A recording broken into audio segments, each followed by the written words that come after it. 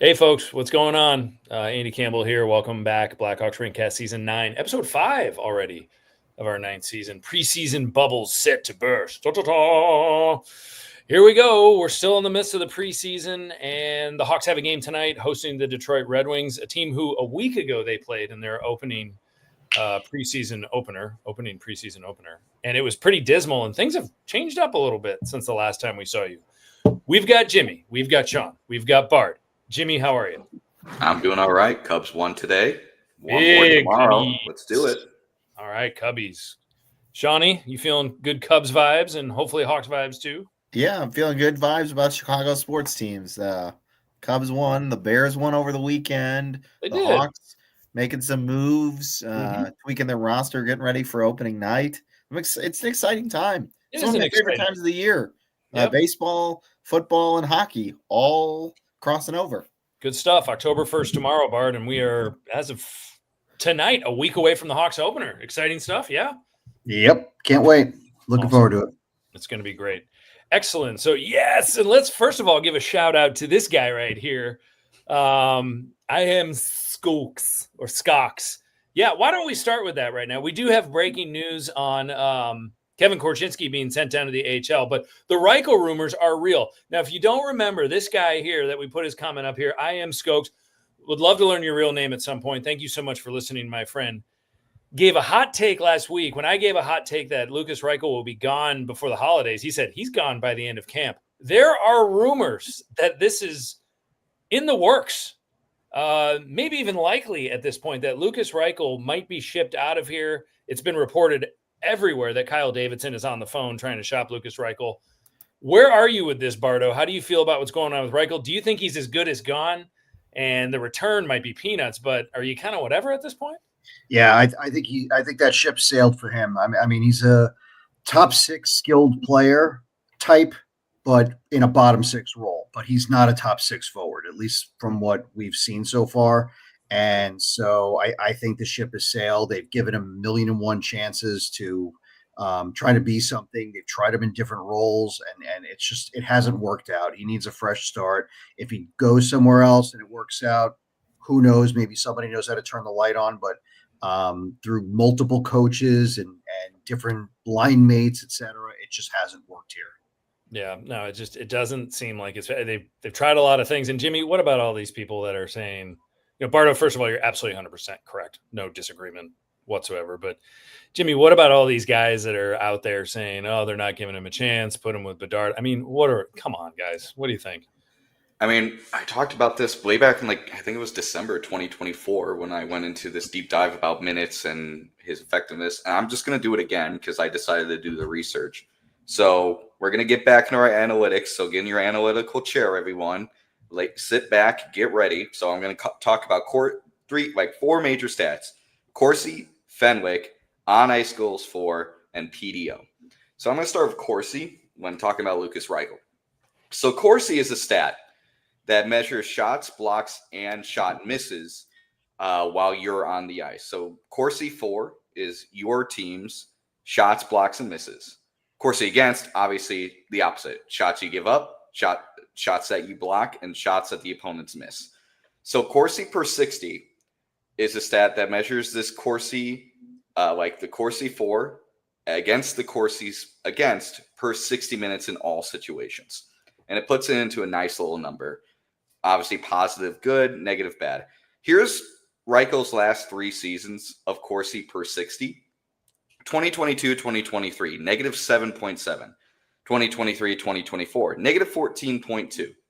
2024-2025, negative 14.8. Now let's move on to Fenwick. Fenwick, exact same stat as Corsi, gets rid of block shots because you don't want to penalize the team for blocking shots, essentially, statistically. It'd be like penalizing Hjalmarsson for blocking a shot. So same concept.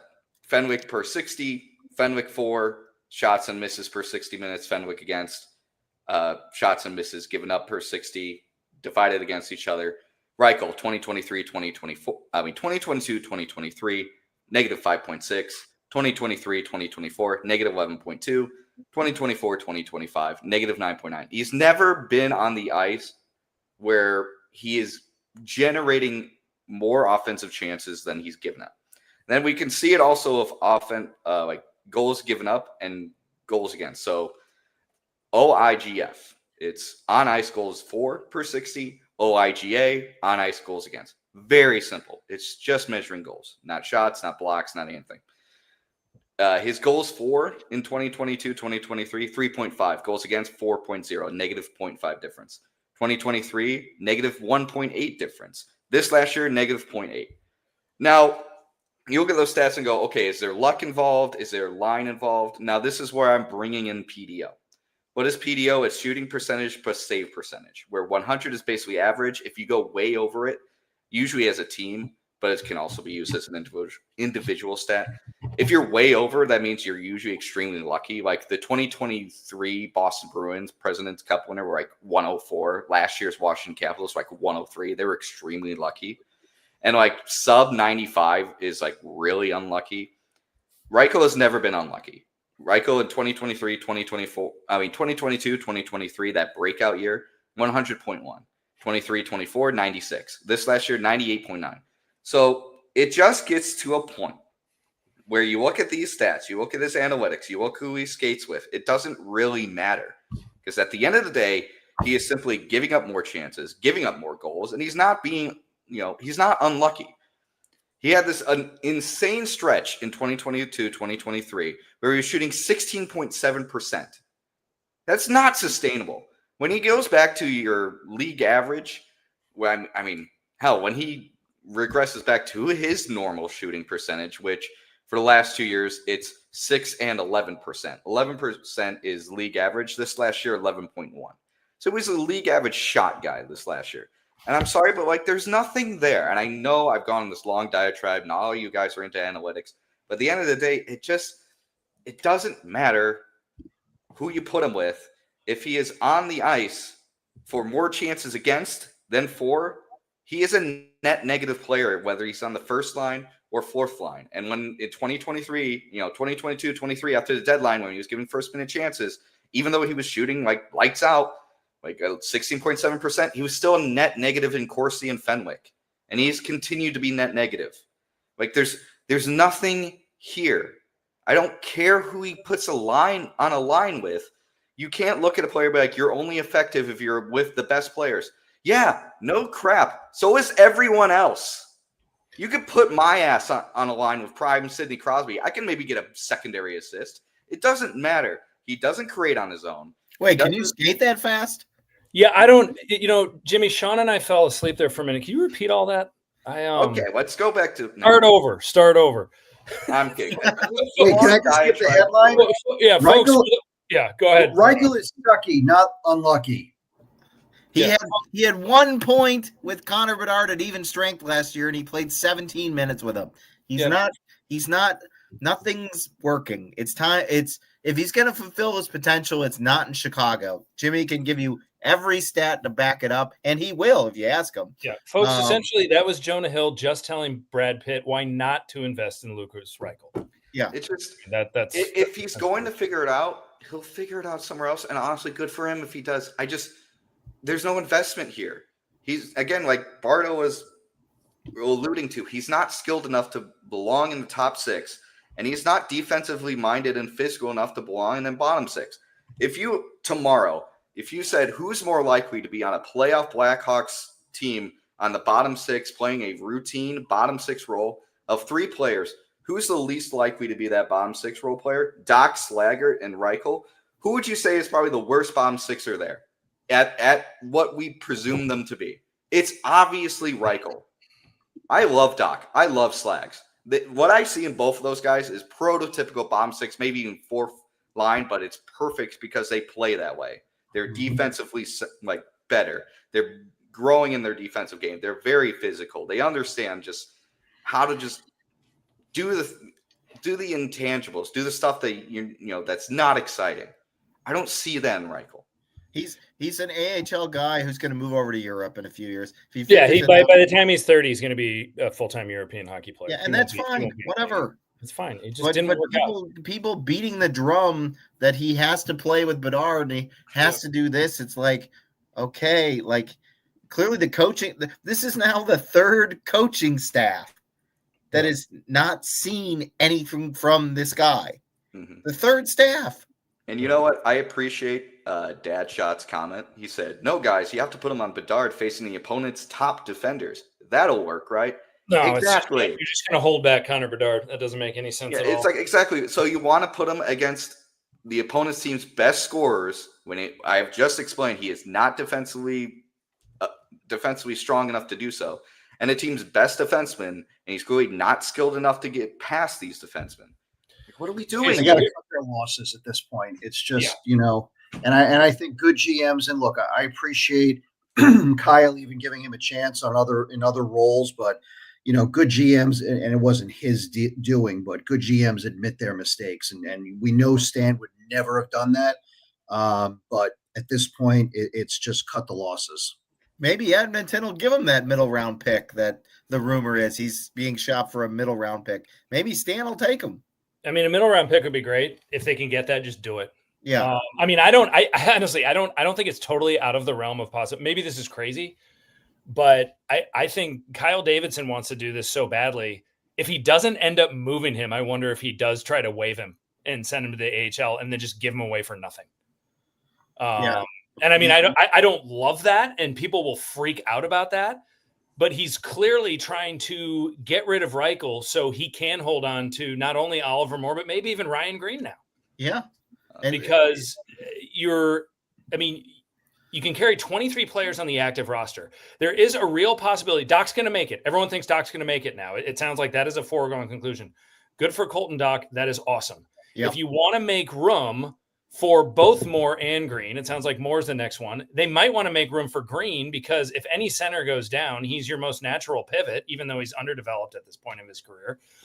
But if you make Moore 11 and you make Green your 12th in a lineup of 12 forwards, Sam Lafferty can start the season in the press box. You can do that. And that's what they brought him on to be. They brought him on to be that. That is probably what they want to do at this point. They might want to do it. I don't know. But Mr. Skokes, if you're still out there, if you're still listening, if this goes down, I am Skokes.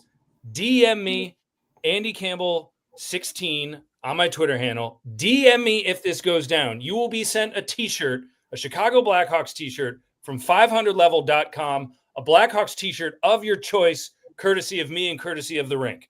Just make sure you give them the correct address. Yeah, I gave you the right address. No, you didn't. Close me a t-shirt, whatever. I gave Sean a hat last year, and now he's trying to pay me back. And he gave me the wrong address. But anyway. 500level.com, Blackhawks t-shirt of your choice, Skokes, if he gets moved before game 1. That's how awesome your hot take is. And thanks for listening, buddy. If you're still out there, agree in public with a comment. Sounds good, he said. And again, kind of to just piggyback off before we move on to that next segment. I mean, I don't want anyone under the age of 25 sitting in the press box. I don't. I'm cool with Lafferty, who's like 30. Yeah. Because there's nothing else to build there. Like that was the big thing. Like we were talking about it earlier about like, before this Reichel thing came out, where everyone's like, Doc needs to make the opening day roster. And people were like, he could sit in the press box. It would be helpful. It's like, no, it's not. No, it's not. Oh, no, it's not. I'd rather see this guy in the first line in Rockford for a couple weeks before I sit his ass down and play once a week in the NHL on the fourth line. The three players that if they make the team cannot be healthy scratches are Doc, Moore, and Green. Period. They need to play. They cannot be. And if they are more than one game, you send them down. You send him down and let him play top line. That's right. Sam Lafferty, he's in the twilight of his NHL career. You can put him in the press box. The problem is that if you keep Lucas Reichel up there, you have to make decisions on, do you leave him in the press box or do you give him an audition for a few games, hope he does decent enough where you can trade him? I don't know. I mean, the move is to trade him now. I think it's great. They need to do it. Skokes, you're still live. Sorry, my dogs are making bad odors in here. Yeah, let's talk. That's not your dogs, that's me. All of a sudden, I'm having trouble breathing. Yeah, let's talk about Moore. I mean, more over the last time we talked to you all, we were coming off the heels of that first preseason game in Detroit that went very poorly for everybody. Call it systems, call it whatever you want. The Hawks were crap. They were miserable. we were all worried. We were pretending to be not to be worried, but we were. We were telling you not to be worried when we were worried. Or I was anyway. I'll use I language. But Oliver Moore's been brilliant. He's been, it wasn't my dogs. It was Wyatt. Oliver Moore had a really good weekend. He's been playing great. He's flying. He had a nice goal. A nice goal to end that game. Scrum. Yeah, it was a really bizarre thing that happened there. But yeah, Oliver Moore's been great. Is he a lock at this point, guys? I think so. I think so. I think he's in. Yeah, I think he's on. Honestly, I thought he locked himself up with his performance last year. He was so good. It was like, how does he not have a goal? Yeah, he did everything but score. We talked about that game in Washington. Sorry, I got to open up a window in here. He's escaping, guys. He's getting out of here. Yeah, I've got 2 golden retrievers that clearly ate something. At any rate, what were we talking about again? Oliver Moore. Yeah. Oliver Moore. Yeah. Well, last week we talked about that game in Washington where he got 2 points and had a really good game, and he's an NHL hockey player. I think we're there. What about other bubble guys? Doc seems like he's in at this point. Do we need to talk about him? Doc is. I'm going to say it's 90% yes for Doc. I think it really is just, can we get Reichel out of here? Yeah, but I would say the only way I don't see Doc starting the opening night roster, if it's like, hey, we're coming up on opening night, we're finishing up the details of this Reichel trade. But it's going to happen. We don't want to send him down because then we lose the ability to trade him. You're going to spend like a day or like a week down there, and then we're going to call you up once the trade's done. So I'm 90% on Doc being there. Well, I think Doc will be there before Green, right? I mean, that seems. I think Doc's the power forward they need. Green, if they. That seems dependent on Reichel at this point with Green. Yeah. I think with Green, you don't want him as a 4th line center. I think if Green's going to start the season in the NHL, he should be your 3C. It should be Bedard, Nazar, Green, and then Dickinson's your 4th line. 4th. Yeah, that 4th line with Dickinson. That's I don't want him to sit in the 4th line center role. He's had a lot of faceoffs. I believe it was a game against the Wild. He had 12 faceoffs. He won 6, 50%, very efficient. I want him to take faceoffs, and you take a lot more. He's very good in the dot. He's very good. He's going to be a really good player. I mean, and if he starts in Rockford, folks, don't worry about it. It's not going to be long. No. I mean, if he's starting in Rockford, he's a top 6 forward, probably the first line center. He's probably first line center. Yeah. Yep. It'd be great for me. Lardis and somebody else. Lardis and whoever else is down. There's also this notion out there in the Twitter universe, and we're going to get to Korchinski in a minute. Stop this notion after one game that get rid of Burakovsky and do something with him so the young kids can come up. Folks, you need puck-winning forwards. You can't have young 20-something perimeter guys that are underdeveloped and haven't built into their frames yet, just skating around in the NHL. Burakovsky's an NHL hockey player. I don't care what you say. Yeah, and there's the reason why they gave up capital to acquire him. It wasn't like they're just like, oh, we're going to overpay a guy. No, they traded for him. Yeah. They sought him out. They knew he could play with Bedard and win puck battles, and that's what they got him for. I mean, he could get help is on his side this time. He had a 10-goal season last year on the Kraken. It might be a 10-goal season for him this year. It might be a 15-goal season. It might be a 20-goal season. But would you rather have that guy scoring 10 goals, or would you rather have Nick Lardis struggle and score 7 or 8 and lose his confidence playing in the NHL? You don't want to do those things. This kid is a placeholder anyway. He's not going to be here longer than a year or two. And he's here for 2 years. Yeah. Yeah. It's just buying time. I mean, they're not building a Stanley Cup contender and saying, this guy's the first line winger. I mean, yeah, of course not.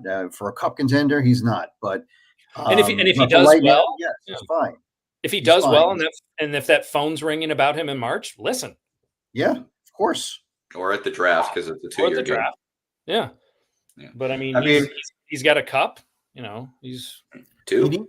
You need veteran guys. You need veteran guys around your core right now. It's not like last year where it was all veteran forwards and you had a couple and some veteran defensemen and some young guys sprinkled in. The majority of this team now is young guys. So you need your Nick Folignos. Yeah. You need your Burakovskys. You need your Mikheyevs. You need those guys. Yeah. I think Nick Foligno's going to commit to this season and retire. I don't think he'll be traded. I think he'll. Look at the top. I think he'll be in the front office, or he'll be an ambassador. He'll be with the organization. Yeah. They'll keep him around. He's done a lot of good things in his time here. Maybe that hasn't shown up on the ice.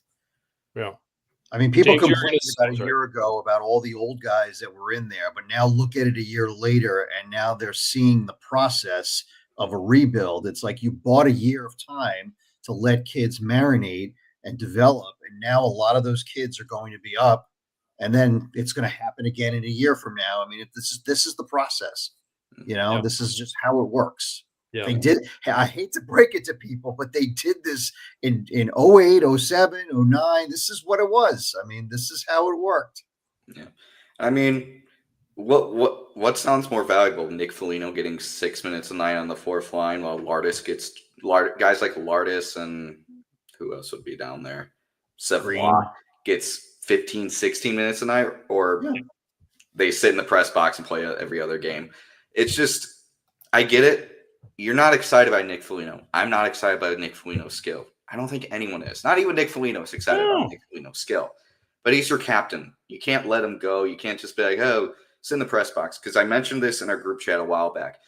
If you basically force your captain out of the door in what is probably the last season of his career, very unceremoniously, good luck getting any veteran free agent to be like, yeah, I want to go there. They seem to really respect the veteran. And that's the opposite of the tact Kyle Davidson has had his entire tenure as GM. He's catered to veterans. Like, he catered to Taves and Kane. He's traded veterans to teams they wanted to go to. Like, he's done all the right things to make veterans want to come to Chicago.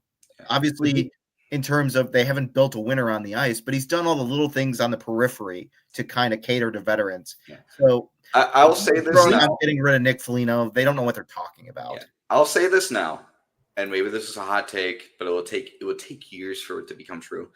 You treat your Nick Foligno. No t-shirt for you. Yeah, it's going to be too long of a t-shirt with what I'm about to say. If you treat your Nick Folignos and your Jason Dickinsons well now, down the line when you're competing, you get those Brad Marchands, like Florida did. You get those guys that are so skilled that are like, I want to go here. I want to go here only. Not just because they're good and we're competing for cups, but because like they treat players that they bring in extremely well. They let people, find their role. They don't throw you to the wayside just because they don't, just because fans are a little tired or because you needed to open the roster spot for 6 minutes a night for Sammy Savoie. Here's the other thing on these veterans that I think people are maybe forgetting or just don't know how important these guys are going to be to some of these kids that are going to be with the team for the next decade. If you go back and actually ask probably today, Kane and Taves, who was the most valuable veteran for them? Like when they first got here, anyone want to guess who it was? They always mention this guy first. Who? Martin Havlat. You had the right first name, but not the right last name. Oh, Marty Lapointe. Yeah, Marty Lapointe. Always mention him, and people. And look, he was a horrible free agent signing because they overpaid for him. But point of the matter is that he was a veteran, and at the end of his contract, the end of his time in Chicago, he was there when Taves and Kane were coming up, and he was teaching them how to be pros, and they will never forget that, and they're forever grateful for it. So.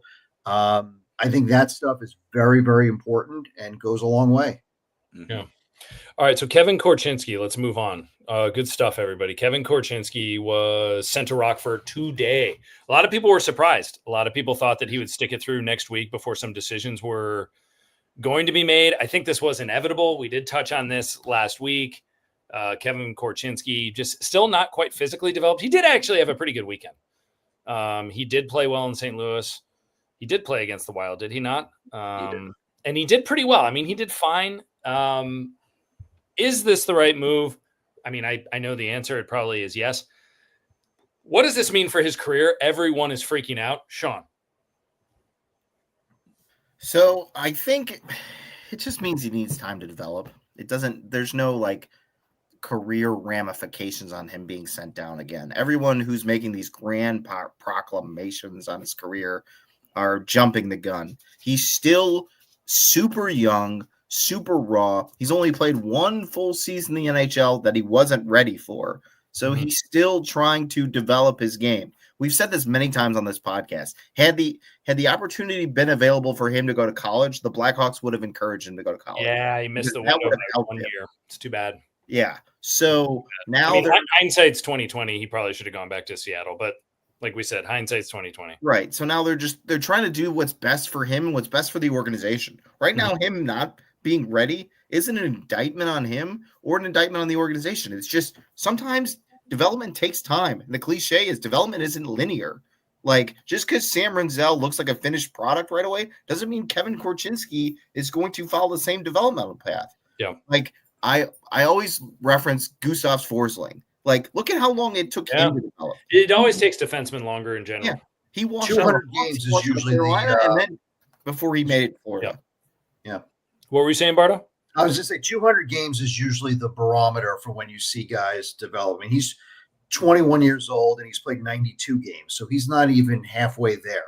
I mean, he's only played 56 total games in Rockford. That's it. And he's played 92 in the NHL. Do you know how many games Duncan Keith played for the Norfolk Admirals in the AHL? 154. Mm-hmm. I mean, that's 98 games more than Kevin Korchinski. Now, I'm not saying Kevin Korchinski is going to become Duncan Keith, but it took Duncan Keith a while. I mean, it did take him a long time to get there. So, like it or not, this is not the time to give up on Kevin Korchinski. It's just not. He's also one injury away. He's 21, and there's one injury away from jumping right back into it. Does this make you concerned at all, Jimmy, about puck movement on the left side? Not the big club this year. Not really. I think in terms of left side defensemen, I think you have good enough puck moving defensemen. By the way, I'm under the assumption that probably both EDM and Allen are not on the opening night roster as well. It's possible. But I mean, I look at Vlasic, I look at Kaiser, I even look at Grzelcyk. I really do believe Grzelcyk has earned himself a contract. I think tonight, I mean, they're pairing him with Sam Renzel tonight, basically as the Vlasic sit-in, as Vlasic recovers from getting cut on the leg. Yeah, on the leg. Getting Thank you, released. cut resistant socks, by the way. I think that's a sign that like Grzelcyk's probably earned himself an NHL contract, and Grzelcyk is a really good puck moving defenseman on the left side. That's what he does. Yeah. Yeah. So I'm not overly worried. I think, like you said, and like we've emphasized over and over on this pod alone, just the AHL is so important. You mentioned Duncan Keith spent a ton of time in Norfolk. Sorry, I can't say that. I mean, Brent Seabrook went straight back to the WHL, spent some time in with the Admirals as well after he was drafted, and then Hjalmarsson. Yep. Basically, same thing. He spent extensive amount of time in Europe, came over, like split his first 2 seasons between Rockford and the Blackhawks. Yeah. Before like the year, 2009, 2010 being his first full year in with the Blackhawks. Yeah. I said this last time I was on the pod. I'll say it again. Kevin Korchinski just made it to the AHL All-Star game. Like he was, in terms of puck moving and offensive defenseman, he was probably the best offensive and puck moving defenseman with Rockford this year at basically 20 years old. I'm not worried at all. I'm really not. Like this kid is an all-star in the second best league in the world at 20 years old. I couldn't be less worried about this kid. Yeah, it's going to be fine. I mean, I guess it is interesting. I mean, you mentioned that Matt Grzelcyk now you think is just a shoo-in to get a contract. Ethan Del Mastro is getting a lot of chances. I mean, they're giving him I don't want to hear from anybody if Ethan Del Mastro doesn't make the club that they did not give him a chance. I mean, he's been okay. I don't think he's been great. We'll find out tonight. I mean, he might make it all the way through camp before they make a decision. I think they want him to succeed. They want this to work out. But then if you open up the season and your left side is Vlasic, Grzelcyk, Kaiser, you don't have a whole lot of elbow grease other than Vlasic. So I don't know if you're playing the Chicago Blackhawks this year, and that's how it shakes out to start the season on the left side. Dump the puck into that corner and see how it goes. But so, yeah, I don't know. We'll see. We'll see what happens tonight. We'll see. This is Grizzly. This is only a second preseason game. Yes, I believe Yeah. so. And Spencer Knight's getting the cage tonight, which is good. Any other thoughts about preseason players, things, any of the vets? It could be that Donato, Bedard, Burakovsky line is how they start the season at the top. Frank Nazar will be your second line center. Boy, did he look good the other night. My goodness. Mm-hmm. Yeah. He is 7. Yeah. I mean, I don't he needs to change his number now. Right. You don't like 91? Yeah, no, 67. 67. Yeah. He needs to go. He needs to go. Michael for league. I know Eric's listening, and he is pissed. He doesn't like the 6'7". My wife talks about it all the time. Our kids do it all the time in 4th grade. Oh, my son's in 6th grade. I do it to him all the time. It embarrasses the hell out of him, but I don't really care. So But who's Nazar going to open up the season with? Tuesday and Tavo. They looked really good in preseason. They looked really good last year. I think where's Donato? First line. Burakovsky and Bedard. Okay. I think the top 6 is set. It's Donato, Bedard, Burakovsky, Tavo, Nazar, Bertuzzi, and then, in my opinion, I think Green, Moore, and Mikheyev third, and then fourth line I think should be a really good skating line. That third line will be and that fourth line I think should be Foligno, Dickinson, and Slager. Doc Slaggert kind of Doc Slaggert, yeah. It'll be like Foligno, Doc Slaggert, kind of like filling in the grind line. I think is what Slaggert's still hurt. Yeah, is he even playing tonight? Yeah, they said he should be back by Friday. I thought. Yeah. I think he's playing later. But he's another one. If you take 14 forwards, if you keep a roster of 23, you take 14 forwards, 7 defensemen, 2 goalies. If that's what you do. With the 23 active roster. Slaggert's another one that you can, I mean, I hate to say it, but he might be a press box guy every now and then. Yeah. Could be him and Lafferty. Does have AHL options? He does. I don't think there's any issue with that. Yeah. Not that I know, but I mean, he's not someone, he is who he is at this point. I don't think he's someone that you send down and be like, oh, we'll marinate a few games and come back. I think he's a prototypical fourth liner. That's all he is. That's all he is. Yeah. And that's fine. I mean, and there will be injuries. There will be plenty of injuries. And that's how it should be. I think with 14 forwards, you look at Doc, Slager, and Foligno. It's like, hey, you're going to be rotating in for each other. You look at Lafferty, hey, you step in when someone gets injured. And that's basically your role. I think Slaggert and Lafferty will probably start with the team and maybe in the press box if Reichel does not get traded. And that means Green's in the AHL, which sucks. But I mean, it is what it is. I mean, more than likely, Reichel's going to be dealt right after teams finalize their rosters. Right. So teams are going to want to find a roster spot. Be like, okay, we can take him. Go ahead. Yeah, we can take him, and then they can try to shoot him through waivers if they want. Now, does that mean Skokes gets a Reichel T-shirt or a player of choice? Don't give him a Reichel T-shirt. You don't want to punish the guy.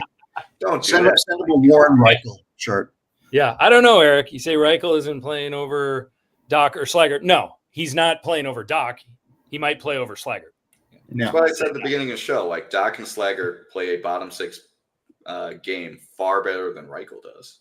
Mm-hmm. He does, but I mean, I don't. If they don't trade Reichel, it's such an interesting question what you do.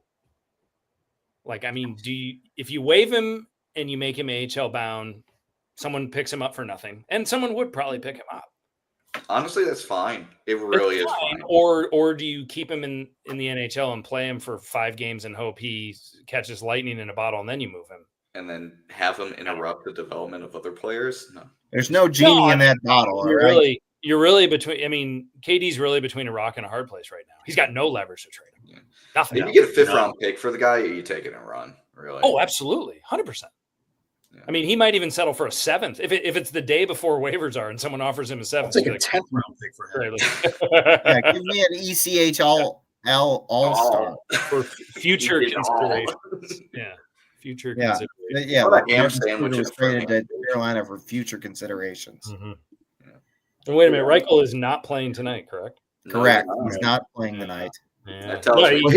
Here's the thing that I've been thinking about. He might not play again in the preseason. Put him on the line with Bedard. Put him on the line with Bedard. Well, you don't want him to get hurt.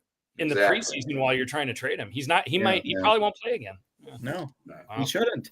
So we've got to establish what we think will be the forward lines. So do we think we know what the defensive pairings are? I think it's going to be Vlasic, Rinzel. I think it's going to be Kaiser, Levshunov. I think the third pairing. Hate that pairing. I just think Kaiser's just, I'm going to say trustworthy enough compared to EDM and Allen. Oh, sorry. Trustworthy. I had the wrong T word. My bad. But Grizzlick and Murphy together? Grizzlick and Murphy, I think, would be Grizzlick and Murphy's. Yeah. And then Crevier is going to rotate in as the seventh. Yeah, he'll be the seventh guy. Yeah, Grizzlick. I think that should be the opening night roster. I mean, Grizzlick and Levshunov might be too high risk there. That's too high risk. If you're going to have Levshunov with someone, you want someone that at the very least has some defensive acumen. If it's not Vlasic, I'd rather have Kaiser. Yeah. And then just pray to God that it works out somehow. Yeah. And then I don't know. Crevier is in and out because he's not waiver exempt anymore, so he has to clear to go down to Rockford. Yeah, you don't want to do that. He'll stay up no matter what. And there will be nights where they could dress a seventh defenseman. Yeah, and that'll be him. That totally makes sense. Maybe he'll play forward like Sheldon Brookbank did for a little bit. Boy, that was a great fit. Or Murphy will just get hurt again. Murphy gets hurt. When Murphy gets hurt, Crevier is playing regularly. So I'm waiting for Bukowski to get hurt. Yeah, that's just a matter of time. Bukowski, he'll get hurt.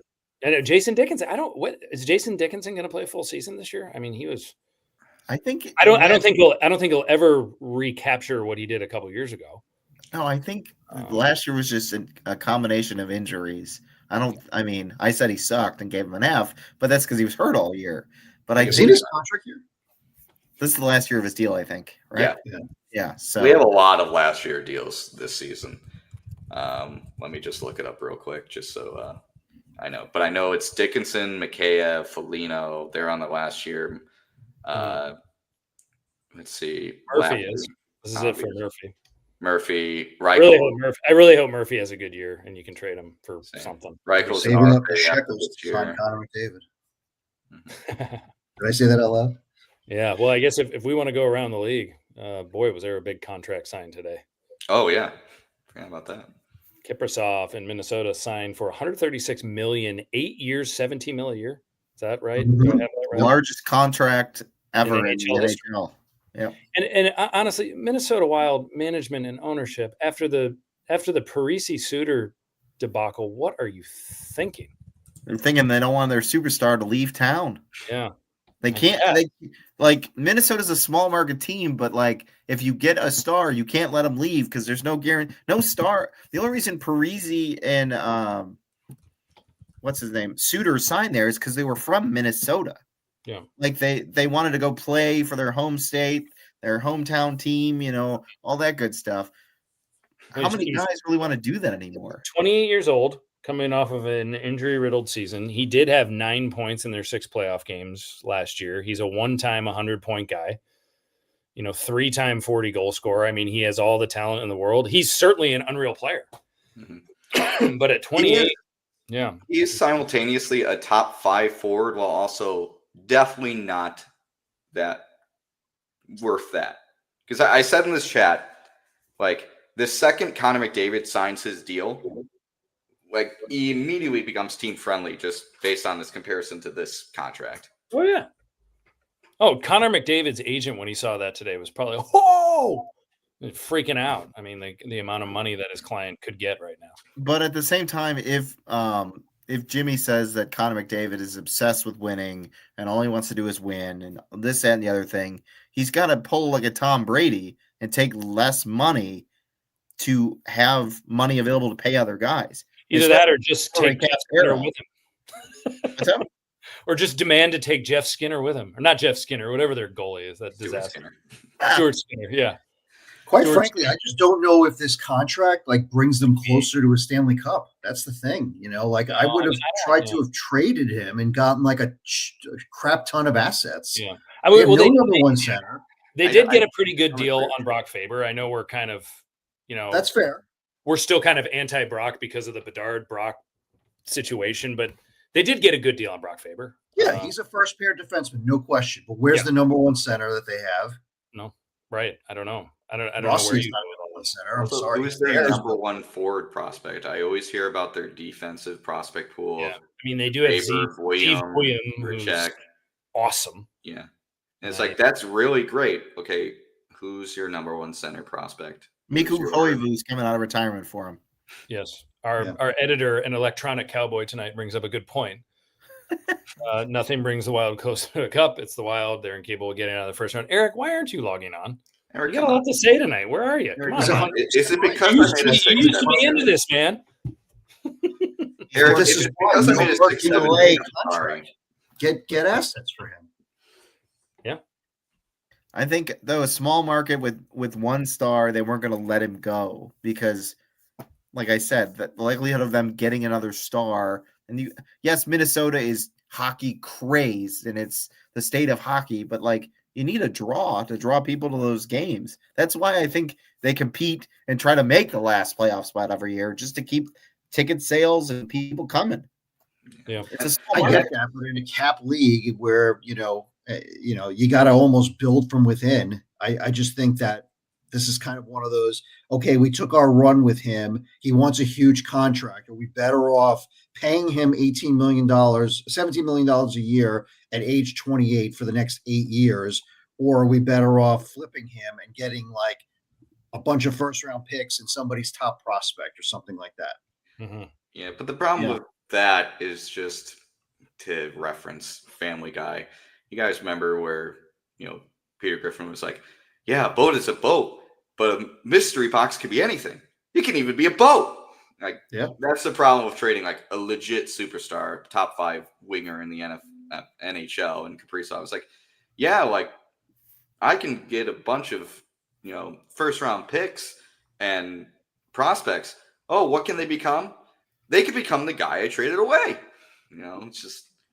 Yeah. I mean, it's of course any deal that you make is a risk, whether it's a signing or it's a trade.